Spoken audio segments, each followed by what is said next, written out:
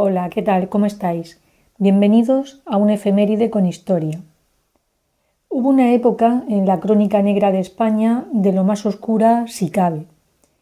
Todos los crímenes son deleznables, pero cuando las víctimas son niños, la repulsión que se puede sentir hacia esos crímenes y sus autores todavía es mayor. Para hablar sobre ellos nos tenemos que remontar a finales del siglo XIX y principios del XX. En distintos puntos de España y en esos años fueron muchas las desapariciones de niños. Esas desapariciones tenían un terrible desenlace. Todos ellos aparecían sin vida, desangrados y sin las vísceras. Algo totalmente dantesco, pero por desgracia real. Para intentar comprender mejor el porqué de esos crímenes, nos tenemos que ubicar en el tiempo. Como he dicho antes, son los años finales del siglo XIX y principios del XX. Es el tiempo de la independencia de las colonias americanas. Esa independencia propicia una repatriación de capitales. También son los años de la Primera Guerra Mundial, y esto pues también va a ser positivo para el país, porque España va a ser neutral en esa guerra, pero va a abastecer de productos a los países participantes en ella. Por otra parte, van a gravar con elevados impuestos todos los productos que vengan de fuera, y esto va a hacer a los productos españoles más competitivos. Todos estos factores van a desembocar en un importante desarrollo industrial. Pero este desarrollo industrial que favorece la economía del país va a tener su lado negativo. La gente quiere trabajar. ¿Dónde van a acudir? A las ciudades, a los lugares donde se encuentran las fábricas. Allí se van a concentrar gentes procedentes del medio rural y de pequeñas poblaciones. Consecuencias de todo ello: hacinamiento, pobreza e insalubridad. Y finalmente, la muerte. ¿Por qué digo la muerte? Pues porque todos los elementos que he comentado anteriormente, insalubridad, pobreza, hacinamiento, eran los elementos indispensables para enfermar, y no precisamente de una enfermedad pasajera. Estamos hablando de algo muy serio como fue la tuberculosis. Debilidad, extrema delgadez, tos, esputos sanguinolentos, fiebre, inapetencia, languidez, esos eran sus síntomas. La medicina tradicional no acertaba a dar un remedio contundente contra la enfermedad, así que los afectados acudían a los curanderos. El remedio que estos proponían a los enfermos era que bebieran sangre caliente de animales recién muertos, preferentemente de vacas o toros negros. Por eso en esos años era normal ver en los mataderos a gente enferma que acudían con sus tazas a beber esa sangre. La mayoría bebía esa sangre en ese instante porque la creencia era que sus propiedades medicinales eran mayores al ser tan fresca. Otros la guardaban y corrían a entregársela a quien le habían encargado ir a por ella, porque era la forma de conservar su anonimato y no ser señalado por la sociedad, pues era una enfermedad altamente contagiosa. La mayoría de las personas que acudían a beber esa sangre eran mujeres. Acudían con un permiso médico que acreditaba que podían beber esa sangre para aliviar la anemia que padecían o la tuberculosis. Y ya con ese certificado médico, los vigilantes del matadero les permitían la entrada. A título informativo, decir que esta práctica de beber sangre se la llama hematofagia. Lo que se pretendía con la ingesta de sangre animal era que su cantidad de hierro sirviera para paliar la anemia. Pero esto no fue un invento del siglo XIX. Su origen está vinculado con antiguos cultos romanos. Uno de ellos era el Taurobolium. Esto era el culto a la diosa Cibeles y Atis. Concretamente consistía en degollar a un toro y dejar caer la sangre sobre un sacerdote situado debajo. La creencia era que el sacerdote cogía de esa manera la fuerza del animal. Otro culto sería el dios Mitra. Este dios clava un puñal en el cuello para que un perro y una serpiente acudan a beber su sangre. Hasta ahora las menciones que se hacen sobre la sangre se refieren a sangre de animal. Sin embargo, en el siglo XIV, en las crónicas de Robert Gawain sobre el rey francés Luis XI, Relatan que el rey, envejecido y débil por la enfermedad, seguía las recomendaciones de su médico bebiendo sangre infantil. Este remedio de usar sangre de niño y de las entrañas infantiles ya aparece citado en los tratados de hechicería que los curanderos empleaban desde la Edad Media. Una referencia literaria del llamado mantillo del niño la encontramos en la Celestina, en el siglo XVI. En esa joya literaria aparece nombrado entre los ingredientes usados como bálsamo para solucionar los problemas que acarreaba padecer un desamor, el mantillo del niño. Igualmente, el mantillo del niño aparece en el tratado medicinal de Balduán y Maldonado. Este tratado fue editado en el entonces Cabildo peruano a principios del siglo XIX, y es que en aquella época las boticas lo suministraban. Si los remedios que se proponían era la sangre y el mantillo del niño, lo que viene a continuación es fácil de adivinar. Y es que desde fines del siglo XIX hasta las primeras décadas del XX se van a producir los crímenes a los que he hecho referencia al principio, y va a surgir en ese mundo tan oscuro del crimen la figura del sacamantecas o bebedores de sangre.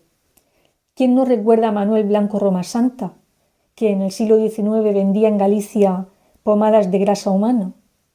Después vendrán más, en 1917 en Avilés, en 1920 en Cáceres, en 1925 otra vez en Cáceres, y más casos.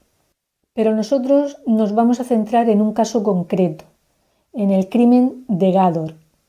Este crimen nos lleva al día 28 de junio de 1910, a la provincia de Almería, en el sureste español. Nos metemos en la vivienda de María Parra Cazorla, una vivienda humilde, de familia humilde. Francisco González, su esposo, trabajaba de jornalero, y con el salario del marido tenía que sostenerse el matrimonio y 5 hijos.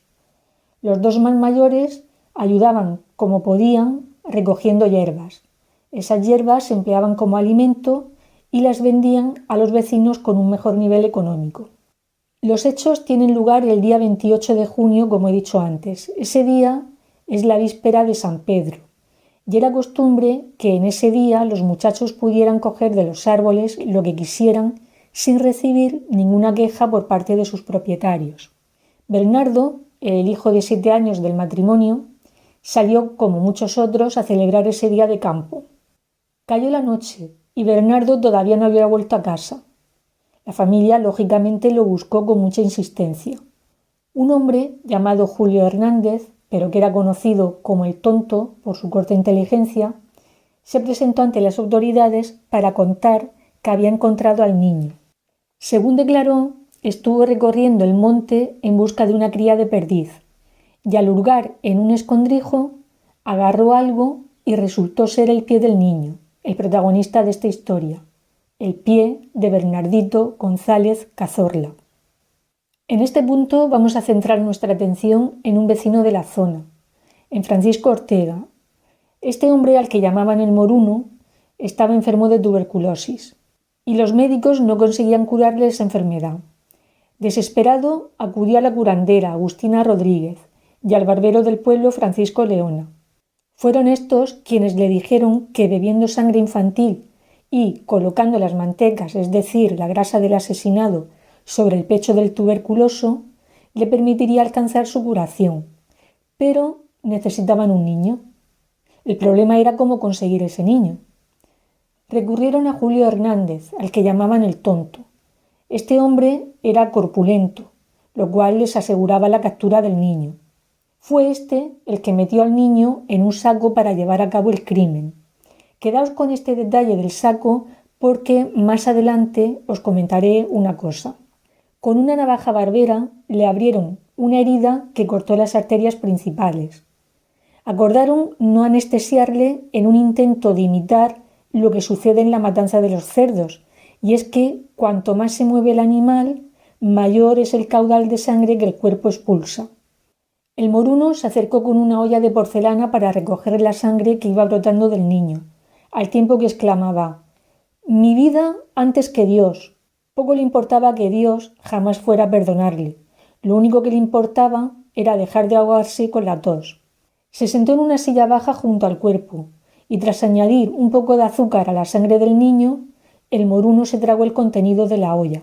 A continuación, cogió las vísceras del niño con ambas manos, se las llevó al pecho, cerró los ojos y fue untándoselas lentamente, ayudado por las manos de su esposa. Marchó corriendo a casa para abrigarse en la cama, porque se pensaba que al calor la manteca hacía más efecto. Después se deshicieron del cuerpo del niño en un barranco. Cavaron un agujero y depositaron el cuerpo del niño que aún respiraba. Golpearon su cabeza con una piedra y así acabó su vida. Los asesinos fueron ajusticiados. El moruno y la curandera Agustina fueron ejecutados a garrote vil. De esta sentencia se libró Francisco Leona, el barbero, porque murió en la cárcel. Julio el Tonto fue sentenciado a pena de muerte, pero fue indultado por su demencia. Este es solo un ejemplo de los muchos casos que se produjeron. Como podéis imaginar, la histeria colectiva se adueñó de muchos lugares. En Madrid, por ejemplo, se acusaba a los franceses y a los protestantes del delito de robar niños. Tampoco quedaron al margen de esa acusación los gitanos, los judíos, ingleses, musulmanes. Incluso se llegó a creer que el personal sanitario hacía negocio con la sangre de los niños. La prensa, por otra parte, tampoco ayudaba porque actuaba a veces sin ningún rigor. Y eso hacía que todavía se produjera una mayor magnificación del asunto. En el relato del crimen de Gádor, si recordáis, he mencionado que metieron al niño en un saco. Esa parece que fue la práctica habitual en estos crímenes. Los que tengáis cierta edad, quizás hayáis escuchado decir de boca de vuestros padres, cuando erais pequeños, la frase de «cómete la comida, si no vendrá el hombre del saco y te llevará», o «no salgas en la hora de la siesta porque no hay nadie en la calle y el hombre del saco te puede llevar». Y es que la figura del hombre del saco pasó a formar parte del folclore infantil hispánico. Vale, pues hasta aquí el vídeo de hoy. Es un tema bastante desagradable, pero forma parte de la historia de España. Es algo que no se puede, por lo tanto, obviar, sobre todo pues para honrar la memoria de esos inocentes niños. Si te ha parecido interesante, le puedes dar al me gusta y suscribirte a mi canal, Un Efeméride con Historia. Hasta el próximo día.